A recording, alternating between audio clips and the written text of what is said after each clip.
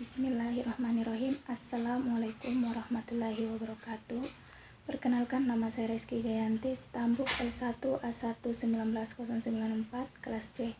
Baik, di sini saya akan membuat video tentang sistem reproduksi pada sapi jantan dan betina. Sistem reproduksi sapi jantan terdiri dari gonad dan testes, atau biasa disebut dengan kelenjar bening, yang merupakan alat yang paling utama. Kedua, saluran-saluran reproduksi jantan diantaranya yaitu epididymis, vas deferens, dan uretra. Sedangkan juga ada kelenjar mani yang terdiri dari kelenjar vesicularis, kelenjar prostal, dan kuver. Yang ketiga, alat kelamin bagian luar yaitu penis. Nah, ini merupakan alat kopulasi penyalur mani dan urin serta alat pelindungnya terdiri dari skrotum dan propetium. Selanjutnya ada testes. Ini berbentuk bulat dengan sumbu panjang ke arah vertikal. Testes ini terbungkus oleh kapsul yang berwarna putih mengkilap yang kita sebut dengan vertikal albuminia. Pada panjang testes sekitar 12-15 cm biasanya. Ini tergantung pada umur, jenis sapi, dan kondisi makannya. Fungsi testes itu ada dua. Yang pertama, menghasilkan sel benih jantan atau spermatozoa, menghasilkan hormon jantan dan androgen. Kemudian selanjutnya, saluran-saluran reproduksi jantan di sini terdiri dari epididymis.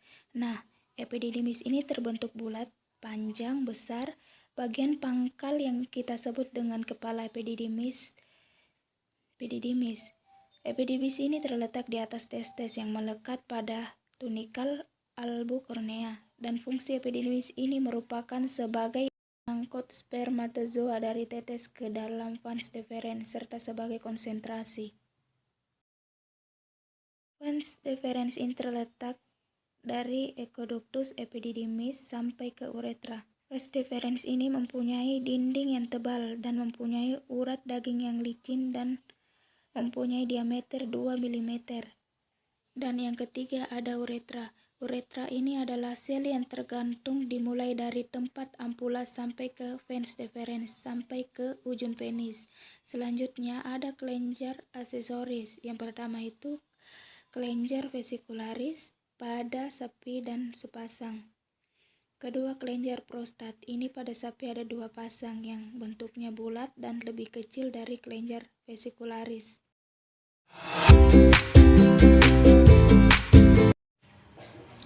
Organ reproduksi pada betina terdiri dari ovarium, oviduk, uterus, cervix, vagina, dan vulva. Pertama, ovarium. Ovarium adalah organ primer atau esensial reproduksi pada betina, seperti halnya testes pada hewan.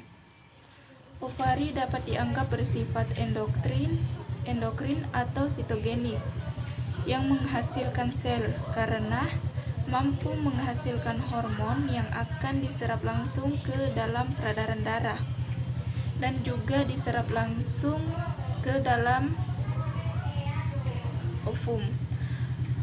Ovum merupakan sebasang kelenjar yang terdiri dari ovari kanan yang terletak di belakang ginjal kanan dan ovari kiri yang terletak di belakang ginjal kiri.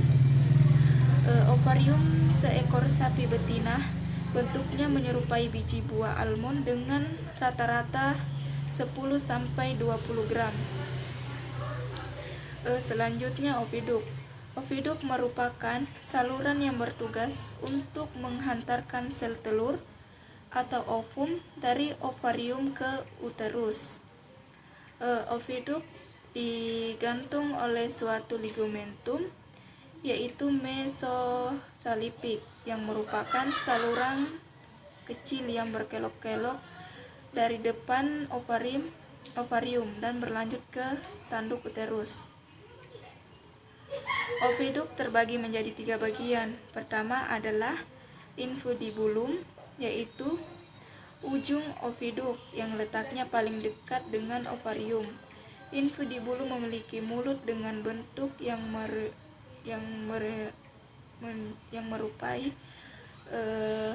yang berfungsi untuk menangkap ovum yang telah dievaluasikan oleh ovarium. Mulut infundibulum ini disebut dengan fibria. Salah satu ujungnya menempel pada ovarium sehingga pada saat ovulasi dapat menangkap ovum. Sedangkan lubang infundibulum yang dilewati ovum menuju ke uterus disebut ostium. Setelah ovum ditangkap oleh fibria, kemudian dilanjutkan lagi ke menuju ampula, yaitu bagian oviduk yang kedua. Di tempat inilah akan terjadinya fertilisasi.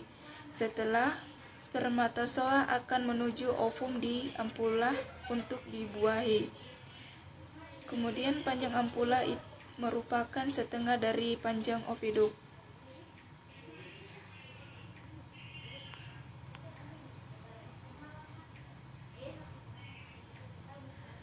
Selanjutnya uterus. Uterus merupakan struktur saluran muskuler yang diperlukan untuk menerima ovum yang telah dibuahi dan perkembangan pada zigot. Uterus digantung oleh ligamentum, yaitu mesometrium, yaitu saluran yang bertaut pada dinding ruang abdomen dan ruang pelvis. Dinding uterus terdapat 3 lapisan. Lapisan dalam disebut endometrium, lapisan di tengah disebut dengan mesometrium, dan lapisan luar disebut dengan perimetrium. Uterus terdiri dari 3 bagian. Bagian pertama adalah cornu uteri atau dengan tanduk uterus.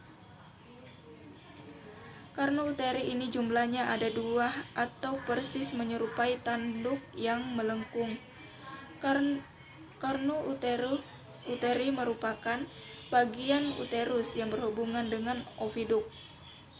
Kedua cornu ini memiliki satu badan uterus yang disebut dengan corpus uteri dan merupakan bagian uterus yang kedua. Corpus uteri berfungsi sebagai tempat perkembangan embrio dan implantasi.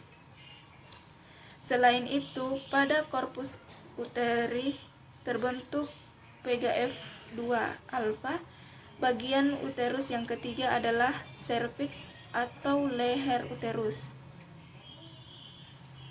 Bentuk-bentuk uterus ada 4, yaitu pertama, uterus bicornus. Cornu uteri sangat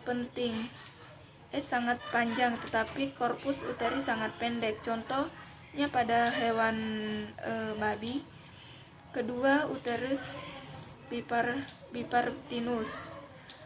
Corpus uteri sangat panjang dan di antara kedua kornu terdapat penyekat. Contohnya pada sapi, kornunya membentuk spiral. Ketiga, uterus doubles. Serviksnya terdapat dinding penyekat. Contohnya uterus pada kelinci dan marmut. Dan keempat yaitu uterus simple, yaitu bentuknya seperti pir. Contohnya uterus pada manusia primata. Selanjutnya pada fungsi uterus terbagi 4 juga, terbagi 5. Yang pertama itu saluran yang dilewati pada gamet atau spermatozoa. Spermatozoa akan dibuahi oleh sel telur pada ampula. Secara otomatis untuk mencapai ampula akan melewati uterus terlebih dahulu. Kemudian kedua, tempat terjadinya implantasi. Implantasi adalah penempelan embrio pada endometrium uterus. Ketiga, tempat perkembangan embrio. Keempat, berperan pada proses kelahiran atau pertuturisi. Kelima, pada hewan betina yang tidak bunting, berfungsi mengatur siklus estrus dan fungsi corpus luteum dengan memproduksi PGF 2 alfa. Dan keempat yaitu cervix, terletak di antara uterus dan vagina sehingga dikatakan sebagai pintu masuk ke dalam uterus. Cervix ini tersusun atas otot daging sphincter. Terdapat lumen cervix yang terbentuk dari gelang penonjolan mukosa cervix dan akan menutup pada saat terjadi esterus dan kelahiran. Kemudian cervix menghasilkan cairan yang dapat memberi jalan pada spermatozoa itu menuju ke ampula untuk menyeleksi sperma. Fungsi dari cervix adalah yaitu menutup lumen uterus sehingga menutup kemungkinan untuk masuknya mikroorganisme ke dalam uterus dan sebagai tempat reservoir spermatozoa. Selanjutnya vagina. Vagina adalah organ reproduksi hewan betina yang terletak di dalam pelvis di antara uterus dan vulva. Vagina memiliki membran mukosa disebut dengan epitel squamosa yang berstrata yang tidak berkelenjar, tetapi pada sapi berkelenjar. Pada bagian kranial dari vagina terdapat beberapa sel mukosa yang berdekatan dengan cervix. Vestibulum portiovaginalis cervix dibatasi oleh suatu selaput pembatas yang disebut hymen. Fungsi dari vagina adalah sebagai alat kopulasi dan tempat sperma dideposisikan, berperan sebagai saluran keluarnya sekresi cervix, uterus dan oviduk, dan sebagai jalan peranakan saat proses beranak. Selanjutnya vagina akan mengembang agar fetus dan membran dapat keluar pada waktunya. Selanjutnya yaitu vulva. Vulva merupakan alat reproduksi hewan betina bagian luar. Vulva terdiri dari dua bagian. Bagian luar disebut labia majora dan bagian dalamnya disebut dengan labia minora. Labia minora homolog dengan preputium pada hewan jantan, sedangkan labia majora homolog dengan scrotum pada hewan jantan. Perautan antara vagina dan vulva ditandai oleh orifis uretral eksternal atau oleh suatu pematang pada posisi kranial terhadap uretral. Eksteral yaitu hymen vestigial. Hymen tersebut rapat sehingga mempengaruhi kopulasi. Vulva akan menjadi tegang karena bertambahnya volume darah yang mengalir ke dalamnya. Klitoris yaitu merupakan alat reproduksi betina bagian luar yang homolog dengan gland penis pada hewan jantan yang terletak pada sisi ventral sekitar